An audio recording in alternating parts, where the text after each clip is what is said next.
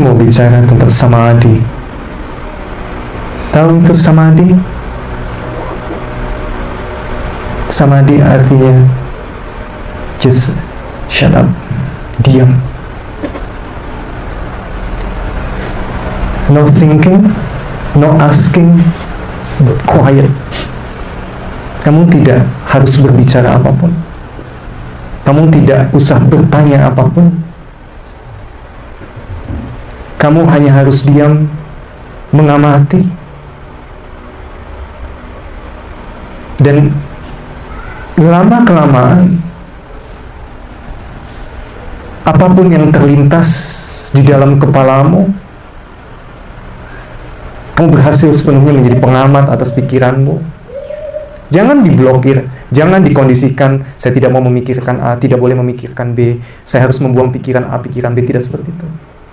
Just baca apapun yang ada di dalam dirimu dengan kemurnian kepolosan. Lihat dengan kemurnian dan kepolosan. Itu samadhi. Dan praktek bersamadhi ini, kalau tidak kita lakukan dengan sungguh-sungguh, dengan intensitas yang mendalam, kita tidak akan mendapat apa-apa. Simple. Kita mengamati awal, mengamati nafas, mengamati energi, mengamati indera, mengamati bagaimana tubuh ini bekerja, bagaimana pikiran ini bekerja, emosi kita amati. Lama-lama Anda melampaui semuanya. Karena perintah pertama yang diturunkan pun adalah ikra. Betul? Pak Ustaz? Ikra. Anda bayangkan, Rasulullah itu seorang ummi. Ummi tahu? Tidak pandai membaca dan menulis. Tidak bisa membaca dan menulis. Tetapi perintah pertamanya mana disuruh membaca. So, apa maksudnya? Apa yang dibaca? Kalau beliau itu seorang ummi, lantas apa yang dibaca? Maka dari itu sebetulnya jalan ma'rifat di awal itu sudah kelihatan bahwa yang dibaca adalah jagat ini. Dirimu, diri kita yang dibaca.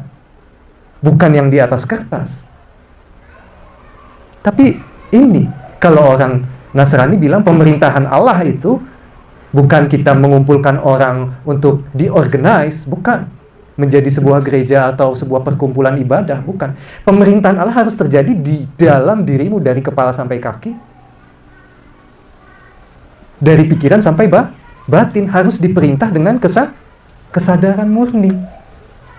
Inilah pemerintahan Allah yang harus kamu perintah, dari ujung kepala sampai ujung kaki, dari dalam kepala sampai dalam hati. So, ada metodenya, caranya, yaitu adalah dengan bersamadhi, mengamati, diam mengamati. Jadi kalau samadhi kita banyak ngomong, kita banyak tukar pikiran, kita ini, itu kan konsep ya. Sekarang just do it. Duduk dimanapun kamu bisa beraktivitas, kamu mengamati. Ini jangan lepaskan loh anak-anak. Ingat, ini kalian lagi dengarkan Abah, kalian jangan lepaskan pengamatan itu. Mulai. Teruskan melihat itu. Nanti akan ada ledakan besar dari dalam diri kalian. Ledakan yang tiba-tiba, kamu melihat semuanya sebagai kamu. Kamu melihat orang yang membenci kamu sebagai kamu sendiri. Kamu melihat tumbuhan ini, pohon, sebagai kamu sendiri. Kamu akan melihat wajah Allah, wajah Tuhan itu di mana-mana. Seperti kamu melihat dirimu sendiri. Lama-lama akan seperti itu. Kamu jadi manusia, jadi insan yang anti dongkol, anti benci, anti sirik, anti sakit hati, anti patah hati. Karena apa? Karena kamu sudah melampaui perasaanmu sendiri. Kamu sudah menjadi pengamat. Kamu sepenuhnya pengamat. sepenuhnya syahidah. Begitu ya? Semoga bisa Saya persilahkan kalau mau duduk di depan saya sini. Persilahkan. Daripada mepet-mepet. Persilahkan, ayo yang. Ayo monggo, silakan. Saya persilahkan di sini. Ya. Silakan jika ada yang mau bertanya atau disampaikan. Ada yang mau bertanya? Boleh. Silakan. Silakan. Salam bersama. Selamat hari ini. Maaf, jadi apa yang menanyakan pertama tadi begini Abah, saya lihat di banyak medsos itu terkait dengan mata ketiga. Lebih keras nih. Saya melihat di medsos itu banyak yang menjual jasa membuka mata ketiga kalau nggak salah. Gitu. Nah, yang saya pengen tanyakan, apa sih Bah fenomena mata ketiga itu? Gitu. Jadi kok sampai banyak orang yang menjual jasa itu gitu? Apa urgensinya untuk kita gitu? Terima kasih ya.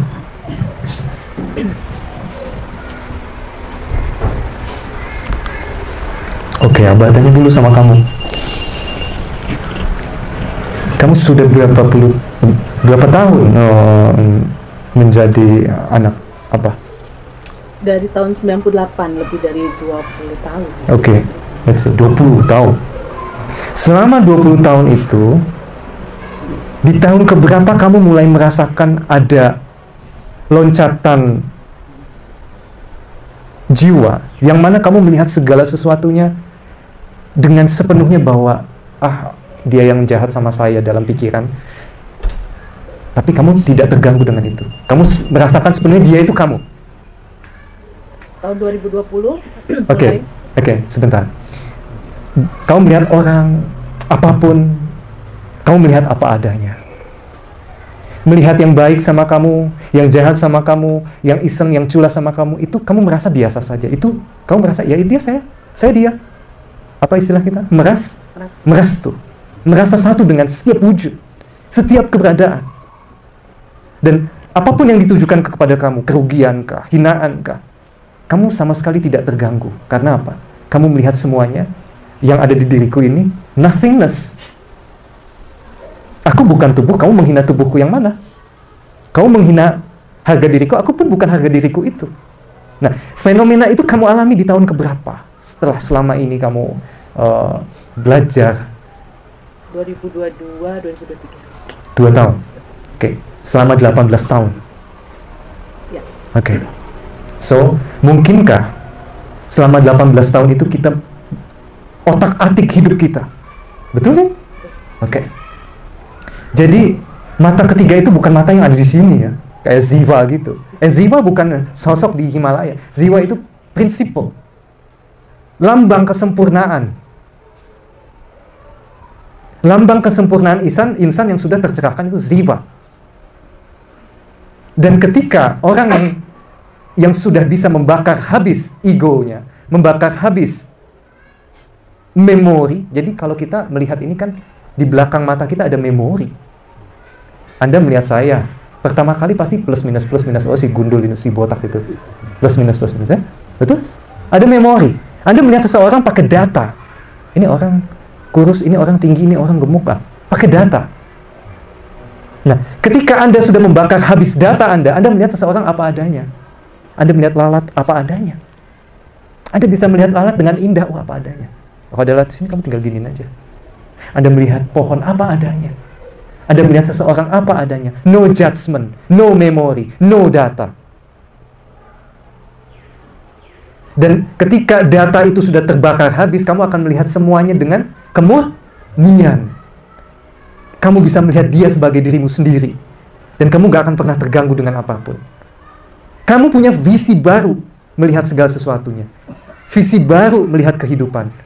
Ketika kamu bisa melihat visi baru tentang kehidupan, itu mata ketiga sudah terbuka. New vision. Dan bukan di sini ada indera mata itu, bukan. Kamu melangkah, melihat segala sesuatunya, merasakan kebersatuanmu dengan apa yang kamu hadapi. Nah, mungkin nggak itu berlangsung selama beberapa jam, bayar sekian, buka mata ketiga bisa? Mungkin tidak. Sementara yang di sini 18 tahun belajar. Butuh, gini aja lah. Nabi Rasul aja berdarah-darah kok. Kita minta 3 jam instan, beberapa jam instan dengan bayaran beberapa rupiah. It doesn't make any sense. Arjuna saja mengalami harus terjun ke Baratayuda. Sementara Anda hanya duduk di depan seseorang kemudian terbuka. Hah? Seperti itu cara mainnya? Enggak, sayang. Anda betul-betul harus mengalami apa itu hidup, memahami apa itu hidup, memahami kamu ini di mana, memahami pikiran ini di mana, bagaimana ini pikiran menguasai saya, bagaimana emosi ini menguasai saya. Bagaimana ego harga diri ini betul-betul menjajah saya, sampai akhirnya Anda betul-betul bebas dari data-data dan dari memori yang ada di belakang kepala sini. Anda bisa melihat semua apa adanya. Mungkin kedua kali Abah akan datang lagi di sini, kamu akan melihat Abah tidak asik gundul ini siapa ini. Pasti akan lebih jernih. Kita melihat, maaf, telek ayamnya, kita lihat apa ada, jangan di judgment, jangan dihakimi. Telek ya telek, kotoran ya kotoran, jangan dihakimi. Lao Tzu bicara begini, Lao Tzu, jika kamu mengetahui dan menamakan sesuatu yang indah itu sebagai keindahan, maka saat itu juga lahirlah ketidakindahan atau sesuatu yang buruk. Itu kata Lao Tzu. Jadi apa? Kalau kamu menilai sesuatu, oh ini indah, langsung di dalam pikiranmu ada itu yang tidak indah. Hah? Sangat indah Lao Tzu itu. Oh, ada polemik Lao Tzu kan nggak ada, saya nggak peduli. Yang jelas saya ada dan saya sangat menjiwai Lao Tzu. Saya sangat mencintai dia. Buktinya saya ada di sini. Dengan cinta saya terhadap Lao Tzu, saya cinta terhadap Muhammad, saya cinta terhadap Nabi Muhammad, saya cinta terhadap Nabi Isa, saya cinta terhadap Sang Agung Gautama Buddha. Semua saya cintai. Dan kita tidak boleh ada batasan untuk mencintai orang-orang besar. Jangan Yesus Kristus saja yang saya cintai. Tidak. Jangan seperti itu. Oke, baby. Terima kasih untuk 18 tahunnya. Tidak sia-sia. Ya? Mungkin ada yang mau ditanyakan? Yang lain? Lanjut ini dong, Mbak. Yang belum kemarin jadi Upanishad, belum sempat kita... Upanishad, Weda. Halo, Mbak. Pertama ini, minta tolong penjelasan tentang Al-Quran. Quran. Punten, Abah. Mungkin saya tadi lebih tertarik dengan cerita Lao Tzu. Mungkin lebih bisa diperdalam ajaran Taoismenya. Oke. Ini kalau anak begini nih, banyak mintanya. Namanya juga anak ya. Iya. Satu minta Upanishad, satu minta Quran, satu minta Lao Tzu. Itu namanya Tao Te Ching. Tao Te Ching itu kitabnya Taoisme. Abah rasanya gini ya, Le. Abah tuh agak gimana kalau membahas Quran. Bukan nggak tahu Quran, tetapi kalau Abah ibaratkan gini ya. Kalau Abah mau tanya, ini ada kiai dari NU di sini di depan saya. Hanya kalau Abah mau ibaratkan perumpamaan, Quran itu seperti buah kelapa. Tahu buah kelapa? Bayangkan buah kelapa. Kalau kamu mau dapat dalam isinya, kamu harus punya pisau atau golok yang tajam. Kalau pisau atau golokmu tumpul, kamu nggak dapat dalamnya itu. Hah? Kamu pernah siapa yang belum pernah minum kelapa? Halo, baby. Udah pernah kokonat? Baru tadi siang. Nggak siang? Baru tadi siang. Nanti habis dari sini kita nongkrong di situ. Oke. Kok saya enggak sih? Jadi Al-Quran itu ibarat buah kelapa, yang mana kalau kamu mau tahu isinya, mau minum airnya, kamu harus melukai kulitnya. Pakai apa? Pakai pisau yang tajam, golok yang tajam. Paham maksud saya golok yang tajam? Pikiran yang tajam. Kalau kamu nggak punya pikiran dan nggak yang tajam, nggak punya golok yang tajam, itu cuma kamu elus-elus doang luarnya, kamu gosok-gosok gitu, kamu sembah-sembah, kamu nggak dapat airnya, kamu nggak dapat dagingnya. Dan resikonya kalau kamu membelah kelapa, kulitnya harus rusak. Paham nggak? Kulitnya harus rusak. Kalau kulitnya nggak rusak, gimana mau belahnya? Kamu elus-elus ngocor sendiri gitu. Itulah keindahan Quran, di mana kamu harus mempertajam pikiranmu dulu, baru kamu bisa menikmatinya. Kalau pikiran kita masih tumpul, yang ada kita malah berantem. Karena akan banyak tafsir. Contohnya, maaf ya Pak Kiai, dalam Quran disebutkan berapa Allah menamakan zat dirinya sebagai kami. Jamak, bukan tunggal. Berapa Pak Kiai? 1, 2? 99. Itu Asmaul. Cuman dia kami. Allah menyebut dirinya kami. Kami. Bukan saya loh, bukan aku. Kami. Yang pasti bukan 2 loh, yang pasti bukan 3 ya. Nanti ditengok lagi. Allah menyebut dirinya sebagai zat yang jamak, bukan tunggal. Nah kalau saya bilang, berarti kami itu adalah kami semua. Kesemestaan itu adalah dia, paham? Kesemestaan itu adalah dia, termasuk Anda yang ada di depan saya ini. Itu adalah kesemestaannya. Kami. Tapi kan begitu ada pendapat seperti itu, akan ada banyak counter tafsir. Disitulah tidak enaknya. Paham? Akan banyak satu dalil bisa banyak tafsir. So bagi Abah, menurut saya hanya di zaman itu dulu mungkin hanya Sayyidina Ali yang paham betul dengan apa yang Nabi Muhammad alami, Rasul alami. Hanya Sayyidina Ali saja. Tahu siapa Sayyidina Ali? Jangan-jangan nggak tahu. Halo? Ya. Sahabatnya. So hari ini udah dulu lah, jangan itu dulu ya. Momennya pas Maulid Nabi. Oh iya, jangan itu dulu. Abah, ini kita sekarang lagi memasuki tahun politik.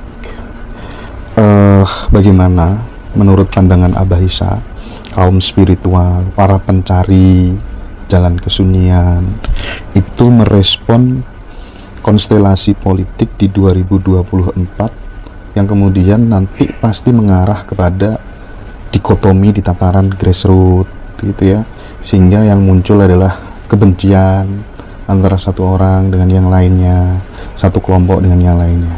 Bagaimana Bah?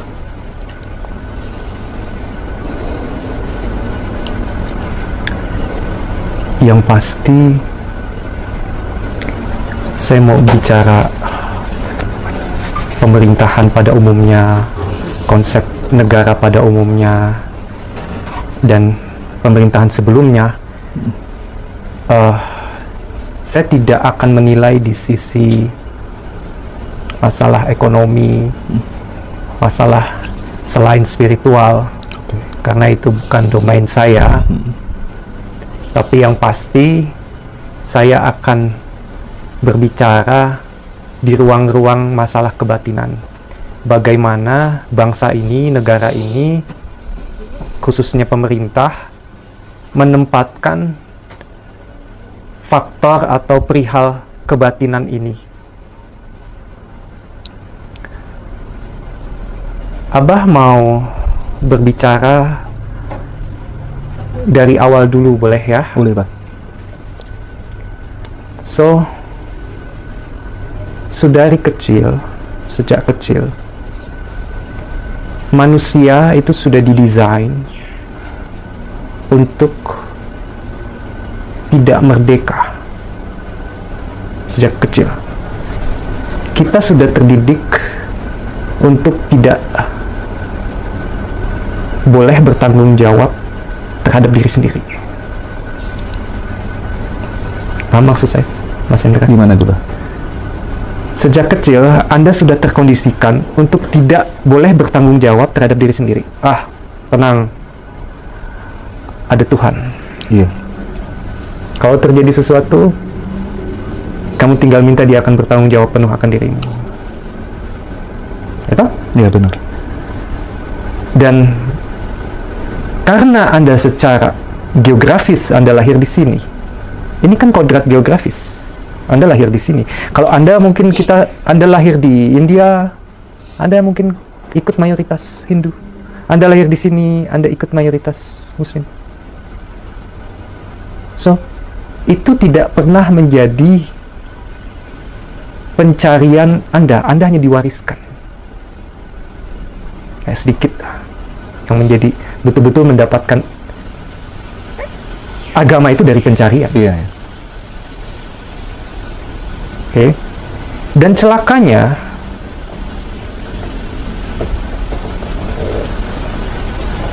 siapa sih yang bertanggung jawab atas ketidakmerdekaan spiritual ini? Siapa? Society. Dan siapa yang mendesain society ini? Seperti ini. Dua aktor utamanya. Politisi dan oknum pemuka agama. Politisi, oknum pemuka agama. Indeed. Mereka tidak mau Anda menjadi merdeka.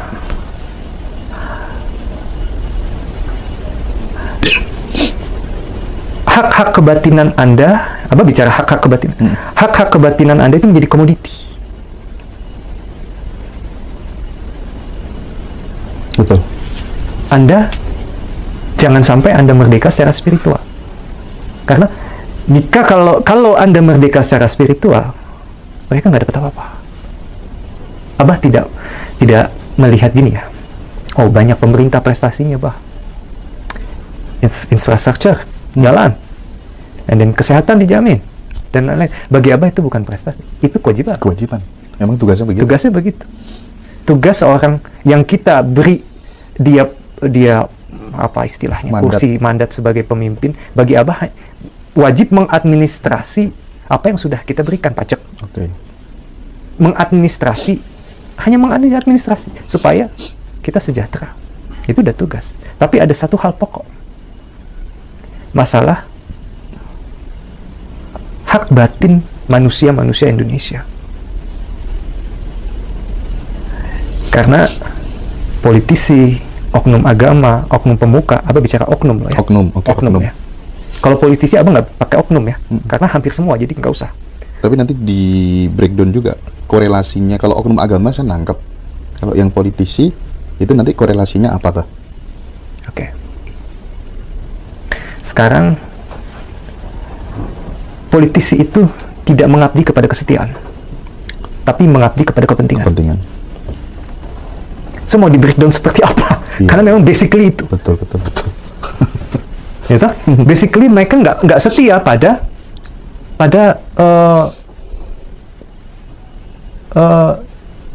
kesetiaan. Mengabdinya hanya pada kepentingan. And it proven. Terbukti. Sekarang kan Anda bisa melihat. Abang nggak mau bicara siapa dan siapa.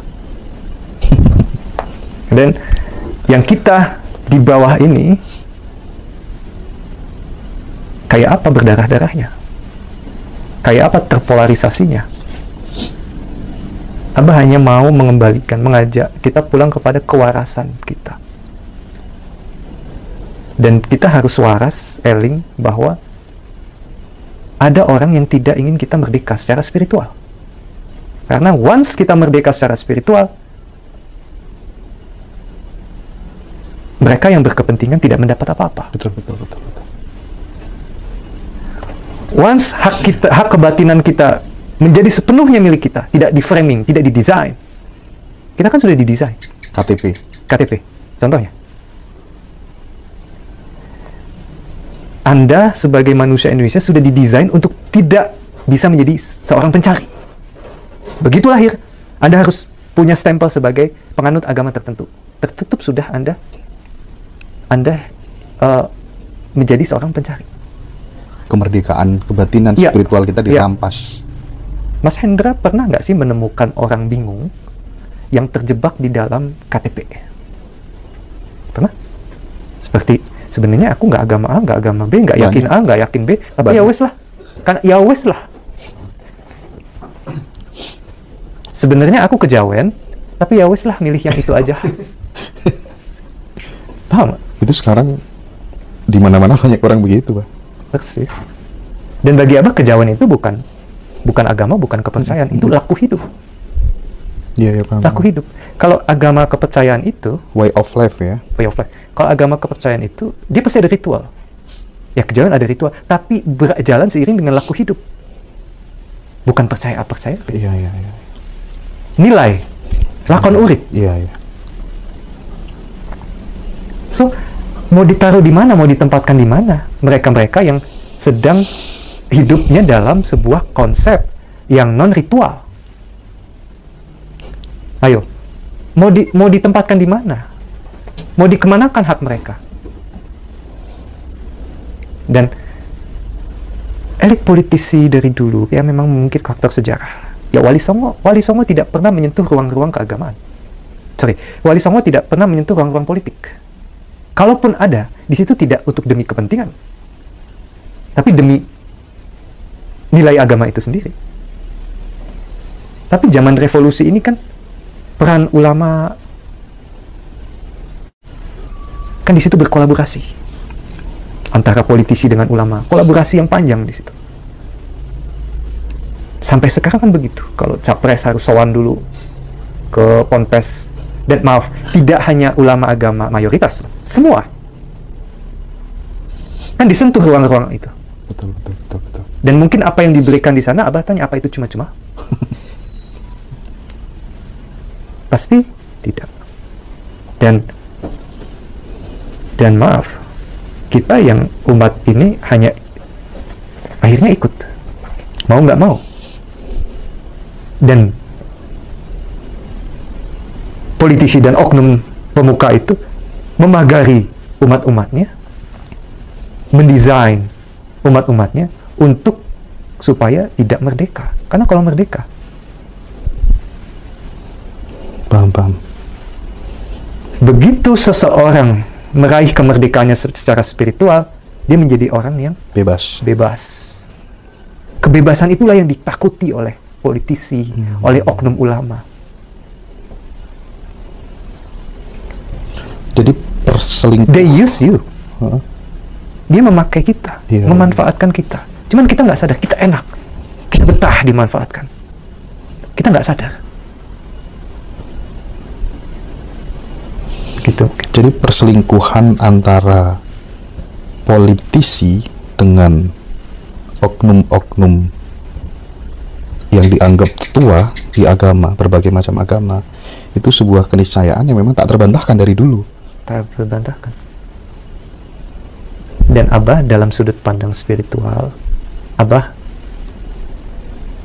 seyogyanya ruang-ruang agama itu dijadikan ruang-ruang yang sakral, keramat, yang hanya boleh Tuhan dan anak-anak Tuhan yang mau mengenal ketuhanan yang boleh masuk, bukan politik.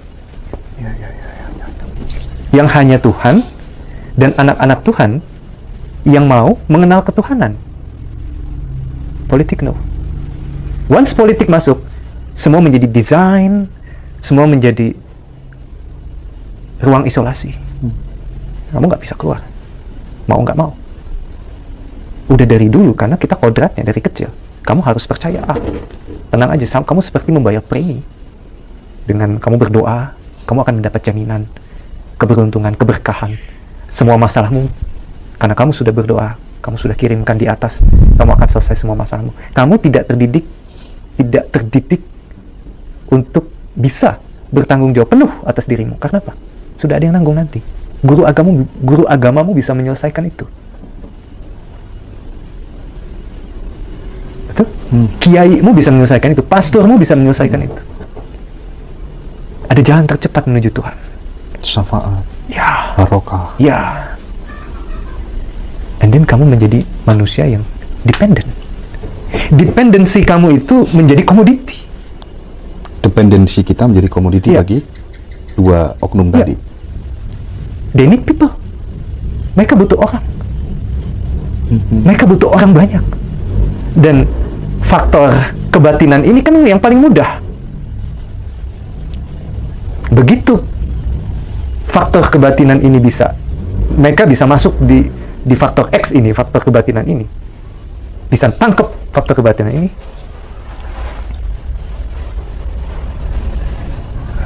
kamu nggak bisa kemana-mana. Kita semua nggak bisa kemana-mana. Dan ini dipertahankan. kerjasama ini kan dipertahankan, kolaborasi 2P ini kan dipertahankan, 2P ini, politisi dan oknum pemuka agama. Kolaborasi. Jadi Abah banyak lihat lah, yang saat-saat cobalah berapa banyak oknum pemuka rohaniawan yang ada berdiri di samping politisi. Dan sekarang bahkan di luar institusi agama yang lembaga kepercayaan tertentu itu pun juga mulai dimasuki, Bah. Oh gitu ya? Iyalah. Banyak ya, Mas? Karena memang dia lihat grassroots-nya banyak kan. Oke. Jadi tidak hanya oknum pemuka agama saja, spiritualitas pun Dimasuki. juga tetap masuk. Karena memang kesetiaannya pada kepentingan tadi. Itulah kalau politisi tidak mengabdi kepada kesetiaan. Dengan kondisi yang sudah seperti ini, KTP ya, kolomnya agamanya hanya ini aja, di luar itu nggak boleh gitu. Harapannya ke depan seperti apa, Bah? Kita lihat pemimpin kita, Mas Hendra. Abah jamin ini nggak akan berubah. Karena apa? Karena nggak ada yang berani berubah, karena mereka membutuhkan ketidakwarasan orang ini dimanfaatkan, ya kan? Akhirnya kita menjadi pengabdi yang sebegitunya kepada sebuah sosok. Tuh, sosok politisi kita sebegitunya mengabdi, sebegitunya tergila-gila. Padahal mereka nggak begitu-begitu setia juga sama kita. Mereka setianya pada kepentingan. Yeah. Begitu kita merdeka, mereka takut, Mas. Dan Abah jamin ini nggak akan berubah. Kecuali ada revolusi yang betul-betul kuat dari bawah, bahwa tapi selama ada yang mempertahankan, udah, Anda hanya boleh dari lahir milih berapa, 7 agama? Berapa, Mas? 8? Islam. Kita 7 atau 8 ya? Sudah di framing. Begitu itu terbuka, potensi untuk orang lain, manusia-manusia Indonesia ini menjadi pencari, itu akan terbuka juga. Potensi kesadaran universal ini akan tumbuh, akan terbuka juga. Siapa yang rugi? Kalau kesadaran universal ini tumbuh, siapa yang rugi? Mereka. Ya, karena mereka nggak punya orang. Abah meyakini potensi kesadaran secara universal ini akan tumbuh semakin besar, semakin melesat. Akan. Tapi tidak sekarang, karena pemimpin, Abah lihat sosok-sosok yang sekarang masih sosok-sosok yang genit akan kepentingan. Paham. Nggak betul-betul menghargai hak dasar kebatinan seseorang, hak spiritual seseorang. Jadi Abah nggak bicara ekonomi ya, Mas Indra, nggak bicara infrastruktur, nggak bicara yang lain-lain tentang konsep bernegara. Karena Abah seorang spiritualis, Abah bicara hak kebatinan. Ada orang yang tidak bisa meyakini Islam, tidak bisa meyakini Nasrani, tidak bisa meyakini Buddhis, tidak bisa meyakini Hindu. Dia punya cinta tersendiri, gaya tersendiri dalam mencintai Tuhan. Punya gaya sendiri dalam mencintai Tuhan. Lalu masuk apa? Mau masuk yang mana kan bingung. Ada orang yang tidak percaya A, tidak percaya B, bukan ateis dan bukan teis. Dia mau masuk apa? Akhirnya apa? Dipaksa. Terpaksalah pilih agama A, terpaksalah pilih agama B. Ketika masuk lembaga itu, sudah masuk lembaga agama, Abah bilang lembaga loh ya, otomatis kan akan ada yang diuntungkan. Sejak kecil, apa kita mendapatkan ini semua dengan perjalanan dan pencarian yang mendalam, teman-teman?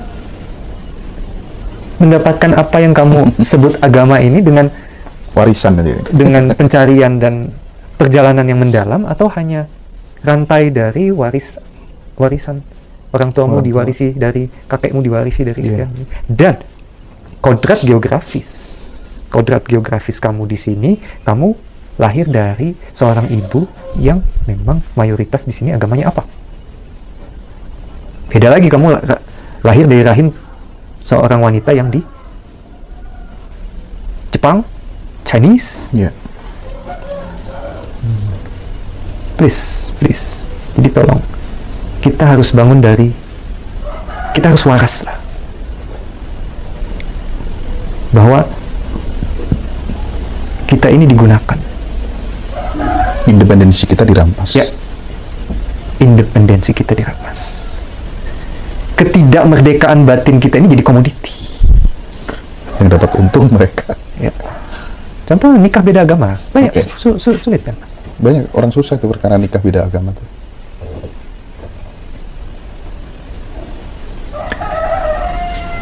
Cinta dan kasih sayang harus disakralkan. Cinta dan kasih sayang harus disakralkan. Ya. Tidak boleh ada yang lebih tinggi daripada cinta dan kasih sayang. Agama harus di bawah cinta dan kasih sayang. Harus menjadi pilar untuk cinta dan kasih sayang. Lihat aja komposisi populasi lah. Berapa laki-laki, berapa perempuan. Perempuan lebih banyak, Pak. Berapa persen? Sekitar 70%? 30, 70, 1/4. Ya, jumlah pria tentu Lebih banyak. Faktanya lebih banyak daripada jumlah perempuan. Iya. Terus dibagi lagi dengan konsep negara, dibagi lagi dengan konsep agama, berapa yang itu, paham nggak mas? Jadi let's say yang jelas agama A nggak boleh menikah dengan yang agama yang lain, itu kan sudah terkurangi lagi. Iya. Jadi nggak mungkin presisi satu orang pria presisi dapat satu orang wanita. Paham. Nggak mungkin. Oke. Terus negara ingin mengatur ini secara rigid, kaku. Karena apa? Karena kolaborasi dengan syariat itu. Paham nggak? Tapi alasannya gini, Bah. Kalau tidak diatur secara syariat seperti itu, nanti kan tidak jelas ini keturunannya siapa dan lain sebagainya, karena mayoritas masyarakat itu belum bisa bertanggung jawab terhadap apa yang dilakukan, sehingga perlulah kemudian batasan-batasan itu. Abah Itu setuju. alasannya. Abah setuju. Tapi jangan, ini kan kesannya pelarangan tuh. Yang terjadi di society lah. Iya. Yang terjadi di society itu penolakan. Haram jika seorang agama A menikah dengan agama B, itu haram. Ya. Faktanya kan seperti itu. Abah jangan main-main dengan agama. Justru saya mau bilang, lembaga agama jangan main-main dengan cinta. Jangan main-main dengan kasih sayang. Abah bilang lembaga loh ya. Lembaga. Jangan main-main dengan cinta. Jangan main-main dengan kasih sayang. Cinta dan kasih sayang lebih tinggi daripada apa? Daripada apapun. Kesakralan hidup itu adalah cinta dan kasih sayang. Ketika kamu bertemu seseorang dan kamu mencintai, kemudian ada yang membatasi itu, ada yang memagari itu.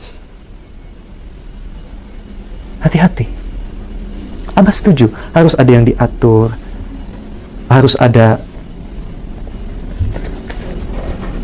kejelasan mengenai hak tanggung jawabnya, mengenai masalah keturunannya. Tetapi terlepas dari hak batin,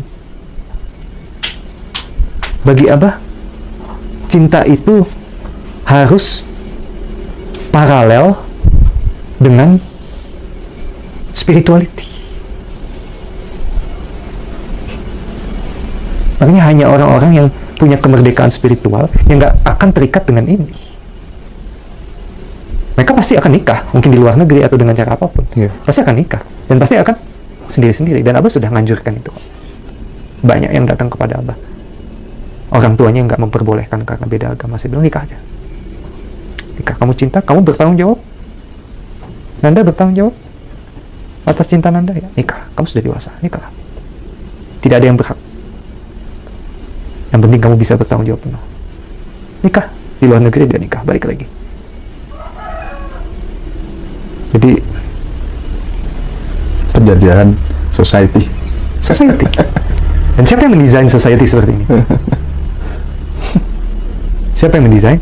Politisi dan oknum pemuka agama yang tidak ingin kita merdeka secara spiritual. Karena ketika kita merdeka secara spiritual,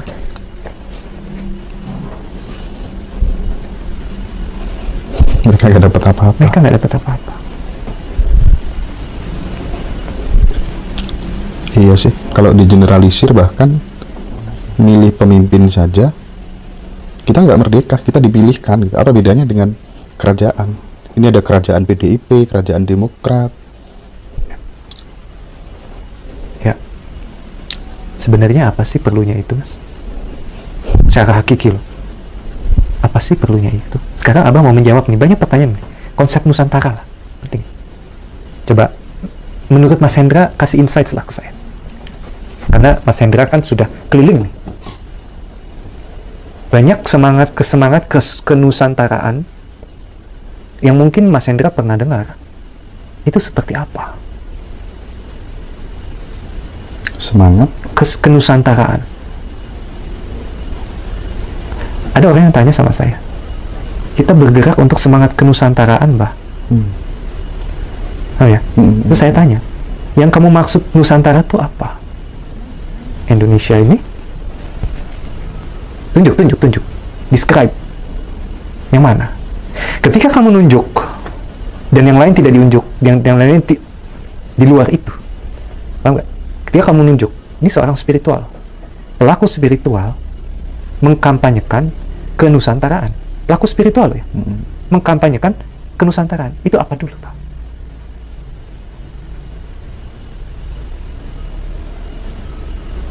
Nilai atau hanya sebuah konsep demografi, geografi? Itu tanah yang betul-betul wilayah atau area yang betul-betul disakralkan, keramat, Nusantara itu keramat. Yang mana yang keramat? Tunjuk. Begitu kamu menunjuk, ini Nusantara, ini keramat. Yang lain? Paham nggak maksudnya? Iya, paham. Yang lain? And then, ada ruang, ada yang di barat, yang di timur tengah. Karena kebanyakan kan anti Arab gitu ya. Iya, betul. Kayak Nusantara, kita anti Arab. Iya. Jadi kita terjebak loh. Masuk, keluar dari kotak kesyariatan, tapi masuk ke dalam kotak yang sama. Yang kotak itu namanya Nusantara. Tapi tetap aja itu, you are in the box. Name Nusantara. So nggak usah pakai nama lah. Kalau mau mengglobalkan Nusantara, semangatnya jangan begitu gitu loh. Karena begitu Anda kasih nama, akan jadi mikro. Akan jadi. Oke. Paham ya? Iya, paham. Kalau pandangan Abah Isa sendiri terkait dengan sahabat-sahabat kita yang dia sudah lama melakukan pencarian, dia tidak puas di agama A, B, C, dan seterusnya, kemudian dia memilih untuk ateis. Karena melihat perilakunya orang beragama yang seperti ini, seperti itu, gitu. Oke lah, kok ateis, dan dia enjoy di situ, potensinya bisa keluar semua tanpa kemudian dibatasi oleh ketakutan ini, ketakutan itu, gitu.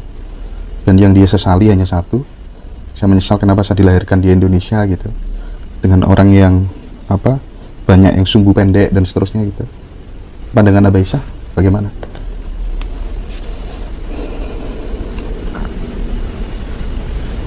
Jangan berhenti pada satu idealisme. Ateis is idealisme. Manusia tidak boleh menjadi idealis. Karena yang namanya pencari itu tidak boleh idealis. Untuk making berarti? Ya, proses terus, mencari terus. Sepanjang masih nafas ya. ini. Oke. Dan bagi Abah, bukan soal ateis dan teis. Iya. Bagi Abah, apakah kamu sedang berjalan terus, berhenti di situ? Oke, stuck ya. Stuck. So, sekarang kamu ateis, tapi kamu mencari. Misalnya ya, ada teman kemudian menjadi ateis, tapi kamu harus mencari.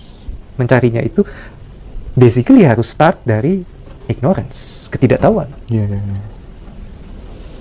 Dari ketidaktahuan, dari kebingungan, dari kegamangan.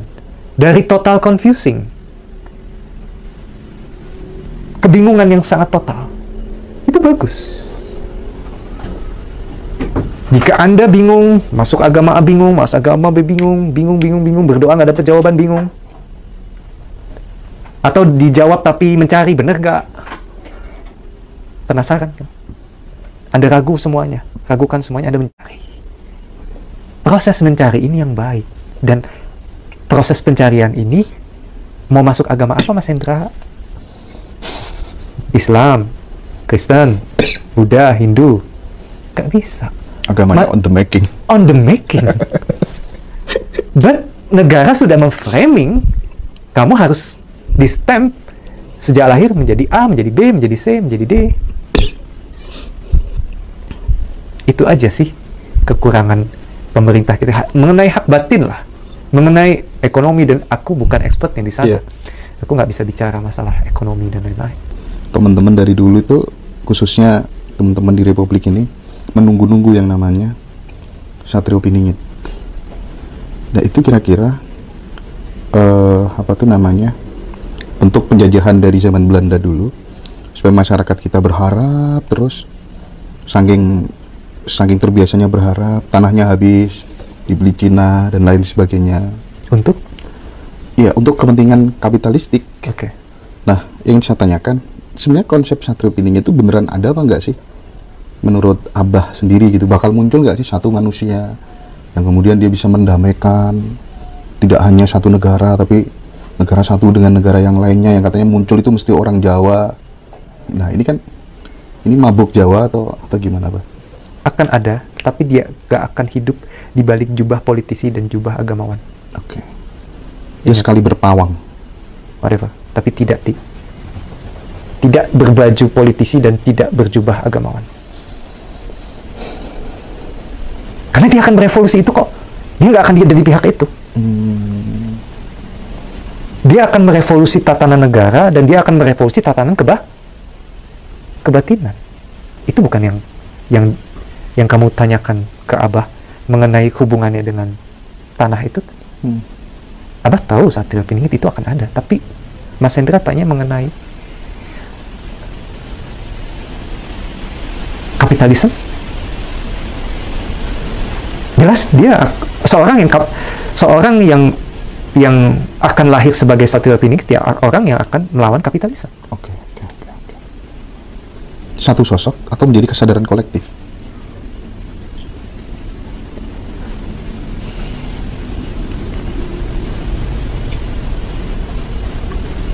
Kalau Abah bilang satu sosok, pasti kalian akan nunggu-nunggu. Iya tuh?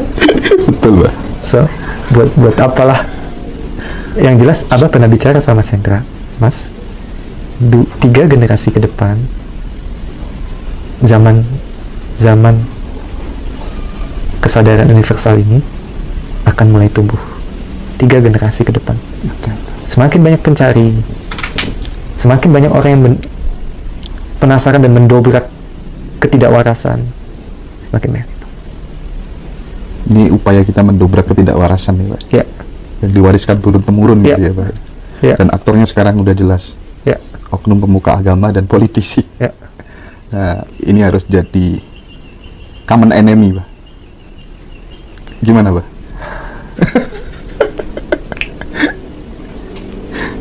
Tapi memang kodratnya mereka, maksudnya begini ya, ketika kita memperlakukan itu sebagai musuh, yang paling tepat adalah melawan, kan? Betul nggak? Betul. Sekarang kita tidak ada dalam kapasitas melawan, toh, dan tidak boleh. Kita kan manusia-manusia sadar tuh manusia yang tidak boleh ada dalam kapasitas melawan. Oke. So, biarkan alam aja menggiling itu. Lewat memori-memori. Semesta akan menggiling itu, kok. Iya. Menggiling mereka.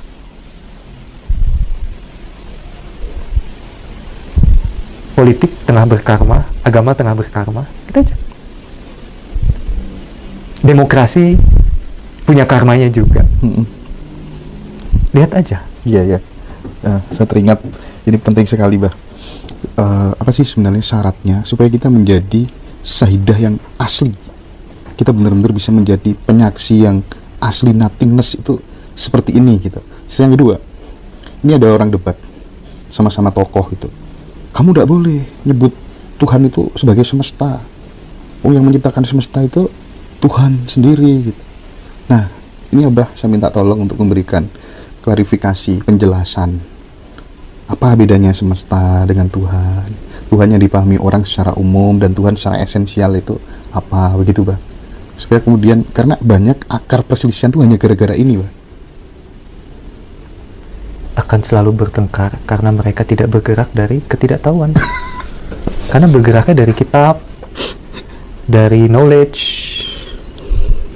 dari belief, Bukan dari experience yang autentik. bukan dari authentic experiencing. Ketika Anda bergerak dari belief, dari knowledge, akan ada banyak debat. Jadi begitu Anda experiencing langsung, apa itu Tuhan? Fenomena apa itu Tuhan? Gak ada yang perlu didebatkan. Barusan kita ngobrol. Observer dengan observed yang diamati. Oke. Pengamat dengan yang diamati sebetulnya satu. Hanya terpisah oleh Zat zat dan pikiran. dan pikiran. Begitu observer itu menyadari sepenuhnya bahwa dia itu bukan zat, bukan badan, dan bukan pikiran, maka dia Satu. langsung menjadi satu dengan yang observe, yang diamatinya.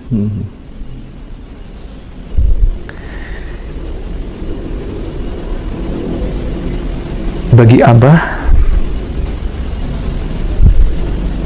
ujung dari pengamatan itu,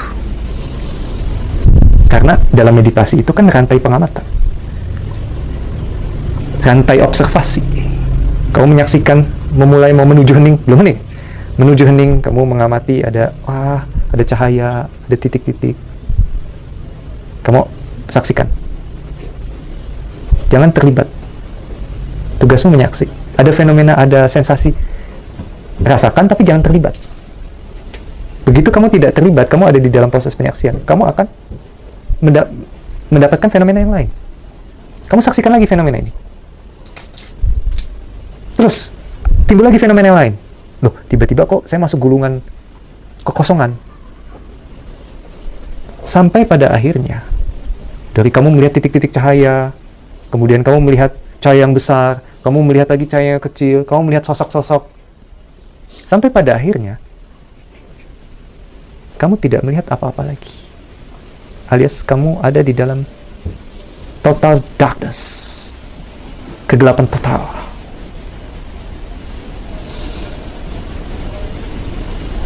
Keasunyatan itu, kekosongan itu, kamu seperti gula yang larut di dalam kekosongan, ke dalam kegelapan, habis, lenyap. Bayangkan, gula yang larut dalam kekosongan. Bayangkan. Lenyap, seperti itu. Dan Tuhan adalah fenomena pulang kepada situ. Ketika kamu, kita semua, mendescribe Tuhan sebagai sesuatu zat, wujud, akan jadi misunderstood. Pasti berbeda di setiap kepala. Yeah. Akan disalahpahami. Yeah. Pemahaman Anda dengan saya beda. Begitu ketemu kita di satu meja, kita akan berantem. Mungkin bisa bunuh-bunuhan. Iya.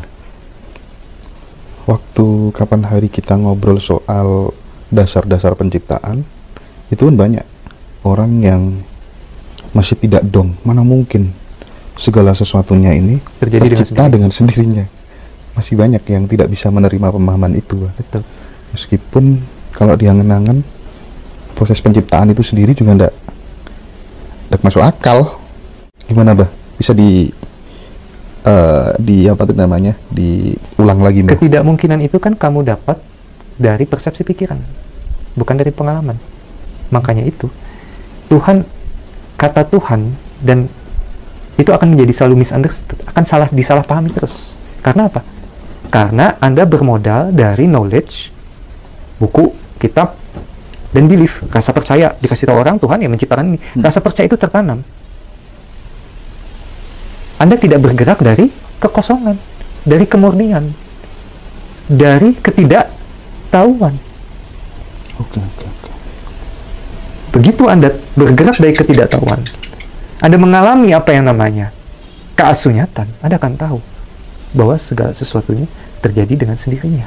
Karena Tuhan pun, kalaupun ada sebagai sosok, siapa yang menciptakan, Mas Hendra? Dia terjadi dengan, ada dengan sendirinya. So prinsipnya, take it as kriteria. Ambil ini sebagai kriteria.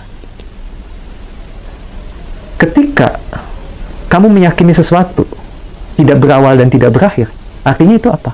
Terjadi dengan sendirinya. Jadi Abah nggak salah dong. Iya, betul. Kalau Abah bicara segala sesuatu bisa terjadi dengan sendirinya. Karena begitu ada pencipta, akan ada rantai pencipta yang diciptakan. Itu nggak? Kita terjebak dalam rantai itu.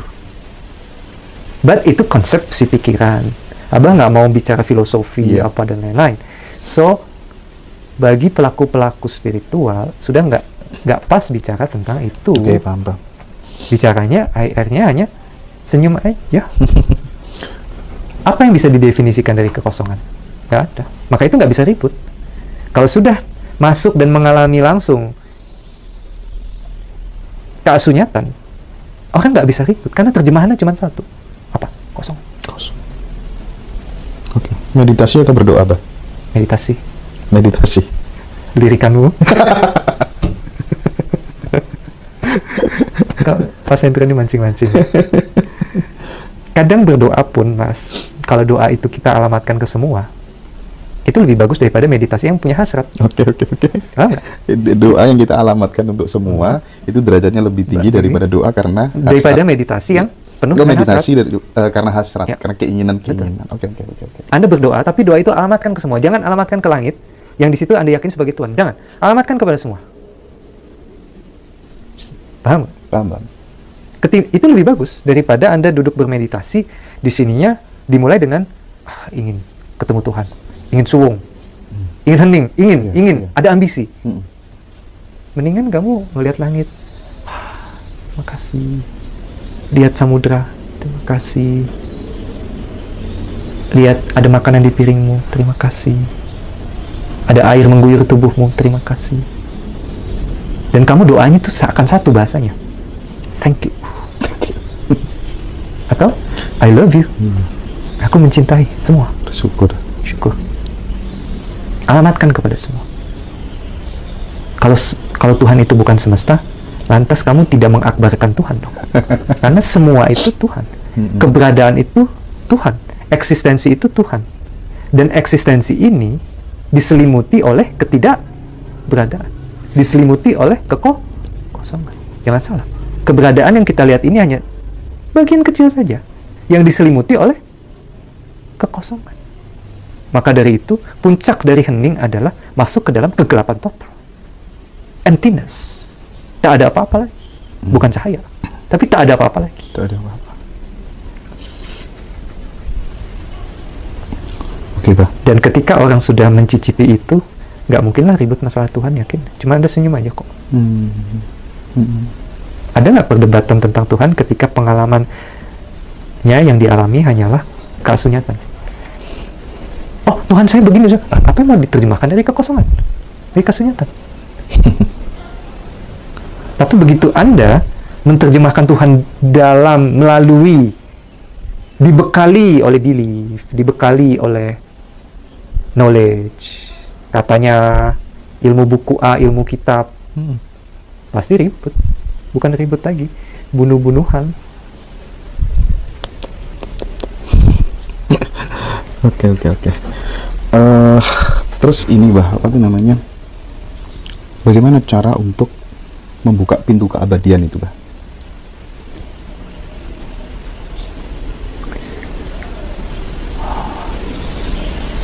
Orang yang menyadari sepenuhnya bahwa dia sebetulnya tidak bisa mati,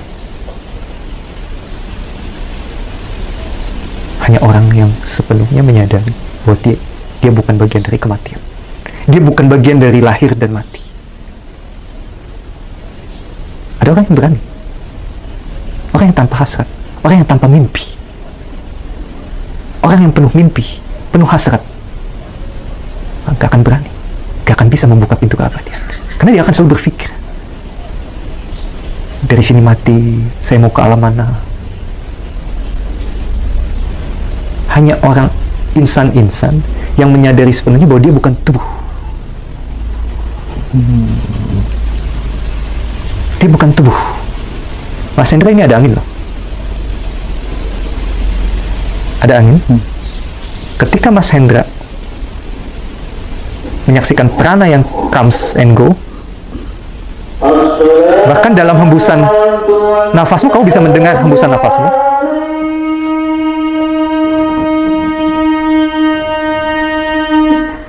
Begitu nafasmu dihembuskan,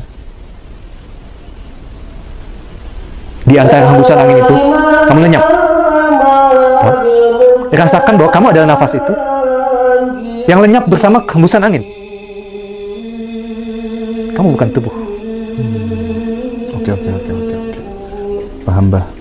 Oke. Terima kasih banyak, Mbah, atas semuanya. Yang bisa kita terapkan. Rahayu.